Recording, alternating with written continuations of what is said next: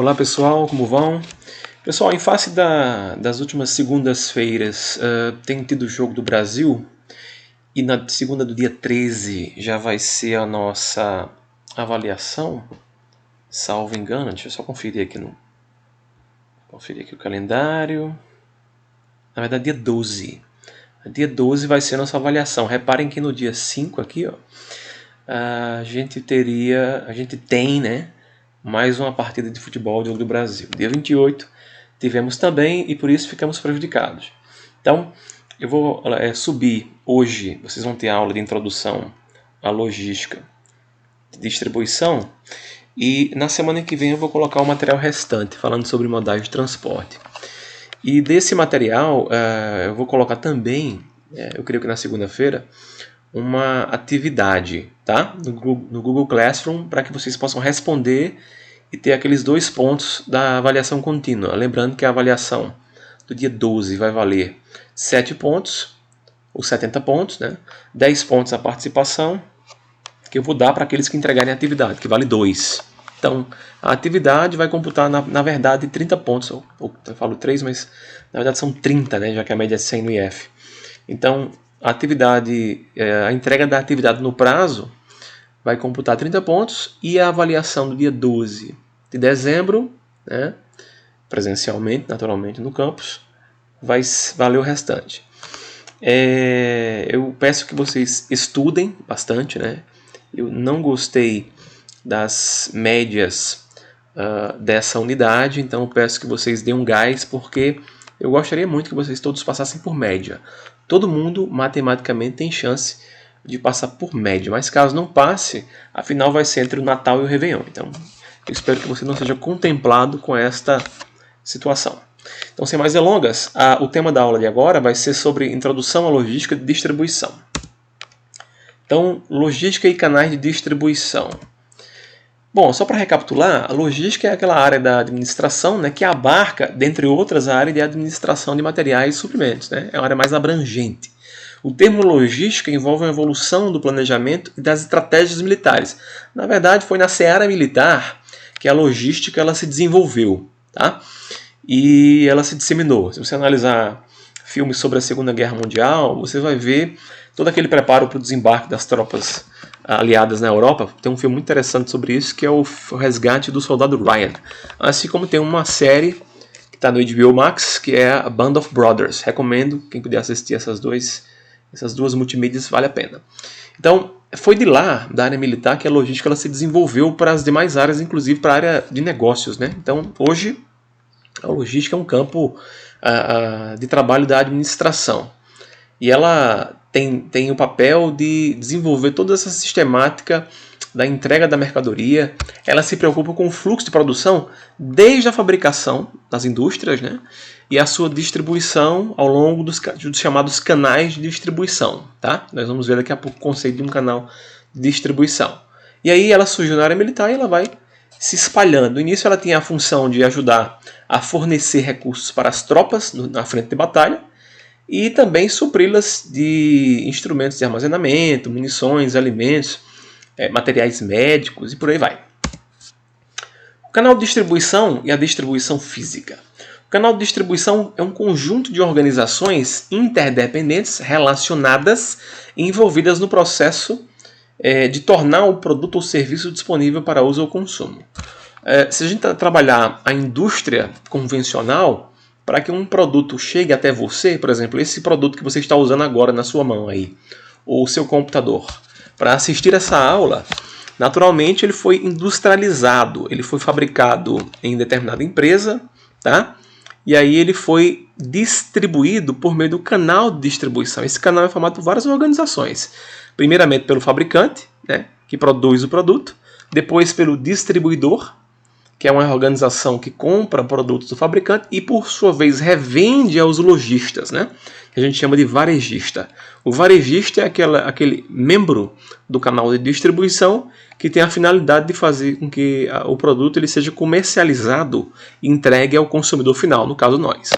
A distribuição física. Processos operacionais e de controle que permitem transferir os produtos desde o ponto de fabricação até o ponto em que a mercadoria é entregue ao consumidor final. Veja que o conceito de distribuição física é o fluxo da mercadoria, né? Desde a produção até o consumo. Esse fluxo, esses processos operacionais é a distribuição física.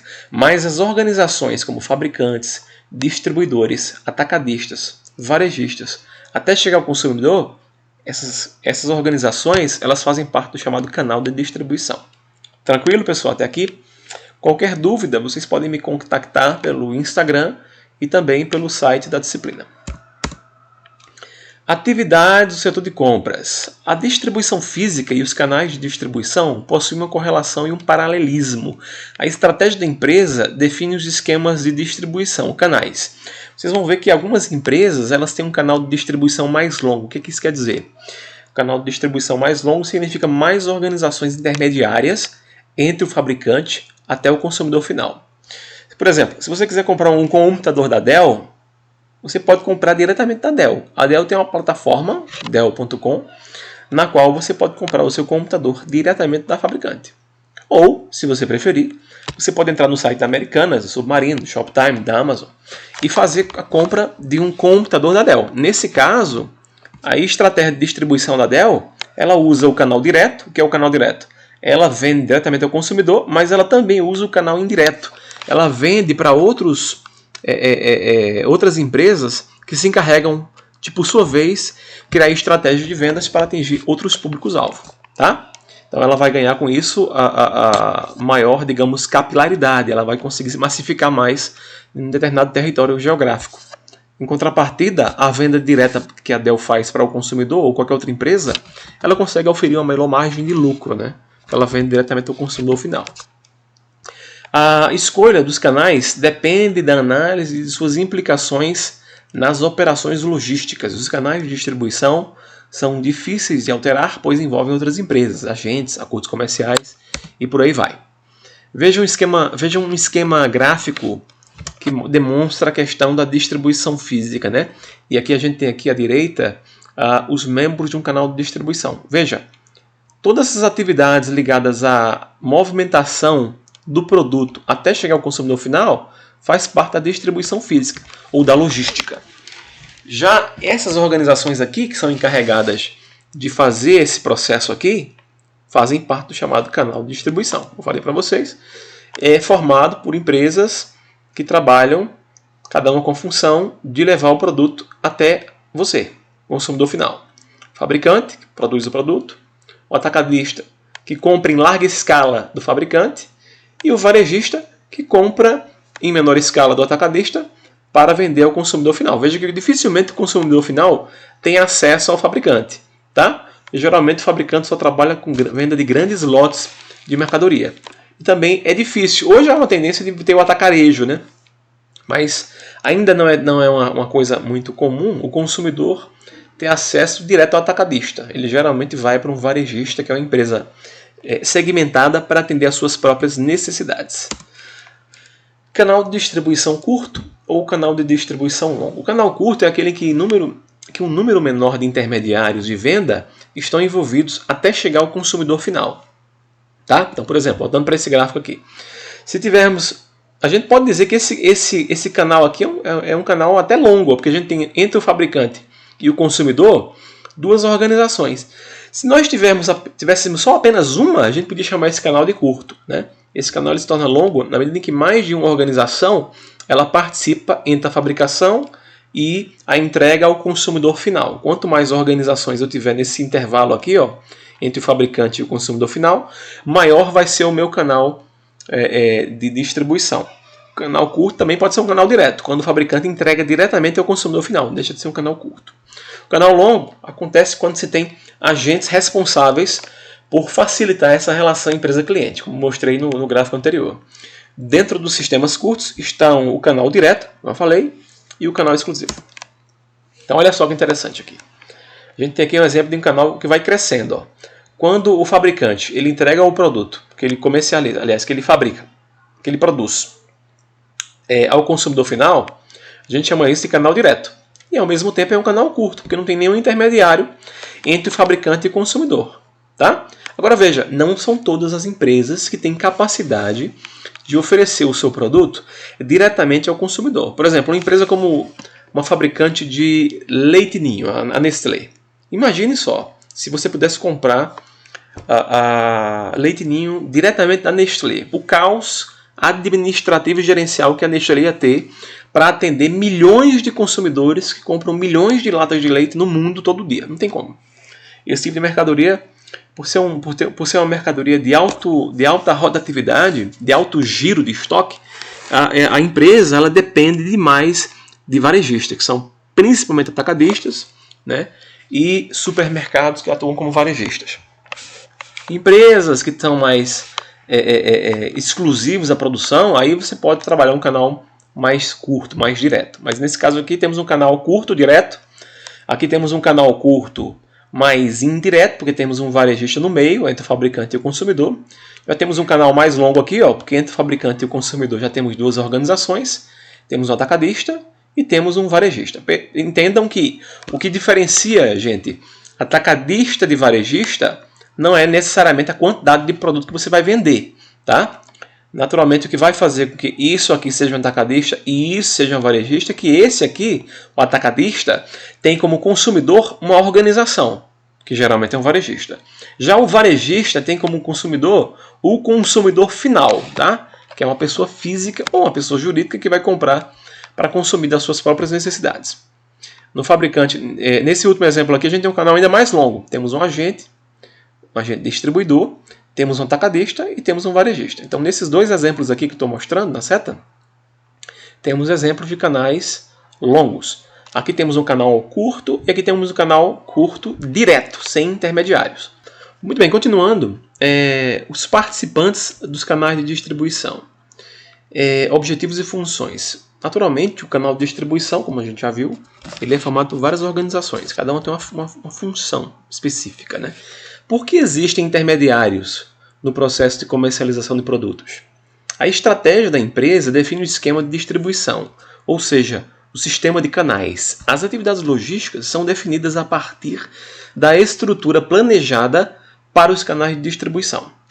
E o objetivo dessas organizações que fazem parte desse canal de distribuição são, primeiro, garantir a disponibilidade dos produtos para o consumidor, intensificar o potencial de vendas, porque as empresas elas têm interesse em fazer, as empresas no caso que fazem parte do canal de distribuição, como por exemplo um supermercado que compra uma marca de sabão de uma fabricante. Ela tem todo o interesse em fazer o seu estoque girar, né?